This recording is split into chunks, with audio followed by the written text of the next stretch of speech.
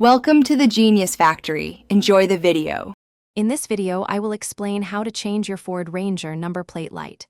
First, gather your tools: a Phillips head screwdriver, a flathead screwdriver, and your replacement bulbs.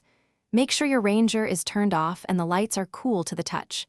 This ensures safety and prevents any accidental burns. Now, let's find that light housing.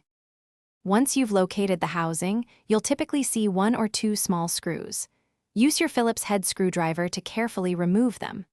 After the screws are out, gently pry the housing open with a flathead screwdriver or your fingers. Be careful not to damage the plastic clips. You'll now see the old bulb, ready for removal. If you're finding this video helpful, please hit that like button and subscribe for more useful guides. Quick recommendation: while you're working on your Ranger, why not bring your space to life with an Echo Dot smart speaker? It's perfect for listening to music or getting information hands-free. Check the description for the link and other great deals.